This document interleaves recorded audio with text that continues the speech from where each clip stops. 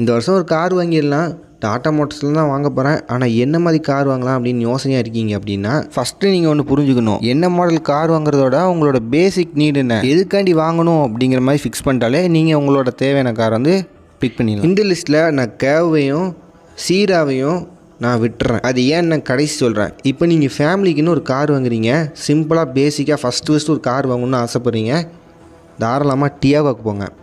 இதில் CNG model வாங்குறதோட petrol variant வாங்குங்க. மெயின்டெனன்ஸ்லாம் ரொம்ப கம்மி சார்ஜஸ் தான் இருக்கும். நீட்டாக சிம்பிளாக சூப்பராக இருக்கும். சிம்பிளாக 4 பேர் உட்காந்துட்டு போகிற மாதிரி செமையாக இருக்கும். அதேமாதிரி ஃபேமிலிக்கு தான் வாங்குறேன். கொஞ்சம் பெரிய வண்டி எதிர்பார்க்க. டியாவோட பஞ்சு சேஃப்டி நல்லா இருக்கும். லுக் வைஸ்லேயும் ஃபேஸில் விட்டுருக்காங்க. இதில் பெட்ரோலும் சிஎன்ஜி அவைலபிள்.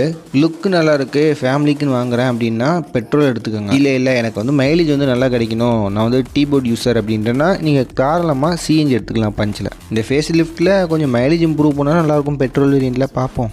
இப்போ அடுத்த மாடல் போனால் டிகார் ஒரு செடான் மாடல். இதில் பெட்ரோல் ப்ளஸ் சிஎன்ஜி வந்து அவைலபிள். மோஸ்ட்லி சிஎன்ஜி வந்து பார்த்தோன்னா வெஹிக்கிளை டீபோர்டை யூஸ் பண்ணுவாங்க, அவங்க ரொம்ப யூஸ் பண்ணுவாங்க. ஃபேமிலிக்கு யூஸ் பண்ணுறவங்க இருக்காங்க மோஸ்ட்லி, ஆனால் டீபோர்டை யூஸ் பண்ணுறவங்க தான் அதிகம். ஏன்னா நிறைய லக்கேஜ் வந்து கேரி பண்ணிக்கலாம் செடான் டைப்னால. டிகார் ஃபேமிலிக்குன்னு வாங்கினீங்கன்னா பெட்ரோல் வேரியண்ட்டாக வாங்கிக்கோங்க. டீபோர்டாக போட்டு யூஸ் பண்ண போகிறோம் அப்படின்ட்டுனா நீங்கள் பஞ்சி சிஎன்ஜி இல்லைன்னா டிகார் சிஎன்ஜி வாங்கிக்கோங்க. இப்போ தான் most of the people expect பண்ணிக்கிட்டு இருந்தால் அந்த ஒரு காருக்கு போகிறோம்.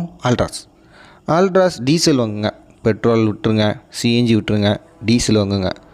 சாலிடாக 25-30 கிலோமீட்டர் மைலேஜ் வந்து டெஃபினட்டாக கிடைக்கும். ஸ்போர்ட்டி லுக்கில் இருக்குது. லாங் டிரைவிங்க்கு டீசல் வண்டியை இந்த அடிச்சுக்கிட்ட ஆளே இல்லை. அதிலே வந்து பார்த்தோன்னா உங்களுக்கு இந்த ஆல்ட்ராஸ் வந்து தரமான வண்டி. நானே எனக்குன்னு ஒரு கார் வாங்கினா ஆல்ட்ராஸ் டீசல் வாங்க, சூப்பராக இருக்கும். டீபோர்டாக போட்டு யூஸ் பண்ணுறதுக்கும் தரமான வண்டி. இதிலே கொஞ்சம் பெரிய மாடலுக்கு போகிறீங்க அப்படின்னா கண்டிப்பாக நெக்ஸான் எடுங்க.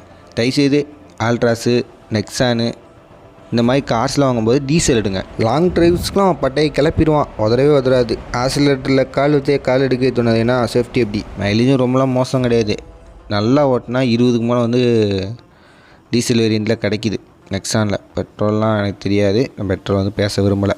நெக்ஸானு ஆல்ட்ராஸ்லாம் உதறாது. 150 கிலோமீட்டருக்கு மேலே போனாலுமே ஆல்ட்ராஸு நெக்ஸானு இது எல்லாத்துக்குமே வந்து பார்த்தீங்கன்னா மெயின்டெனன்ஸ்லாம் வந்து ஹெவியாக தான் இருக்கும். அதாவது மிட் வேரியண்ட்டு வண்டிங்கள் இதெல்லாம் மெயின்டெனன்ஸ் தான் கொஞ்சம் இம்ப்ரூவ் பண்ணணும். இப்போ நம்ம பார்க்க போகிற 2 வண்டி ப்ரீமியம் தான். எல்லாமே சேஃப்டியில், பில்டு குவாலிட்டியில், லுக் வைஸில், கம்ஃபர்ட்னஸில். Safari Harrier. இதில் 5 சீட்டர் வேணால் நீங்கள் ஹேரியர் எடுங்க, 7 சீட்டர் வேணால் சஃபாரி எடுங்க. யானைக்குட்டி வளர்த்தோன்னா தீனி போட்டுதாங்கிற மாதிரி சர்வீஸ் காஸ்ட்லாம் அதிகமாக தான் இருக்கும். ஒன்ஸ் இந்த யானைக்குட்டியை நீங்கள் வாங்கிட்டீங்க அப்படின்னா இதை விடுறதுக்கு மனசே இல்லை. எத்தனை கார் வாங்கினாலும் இதை தான் வாங்குவீங்க. கடைசியாக கேவ் சீரா. ஒரு வண்டி என்ன சேல்ஸ் ஆக மாட்டேங்கி, இன்னொரு வண்டி என்ன புக்கிங் மேலே புக்கிங்காக போகுது, டெலிவரி கொடுக்க மாட்டேங்க. இதனால சொல்கிறதுக்கு ஒன்றும் இல்லை.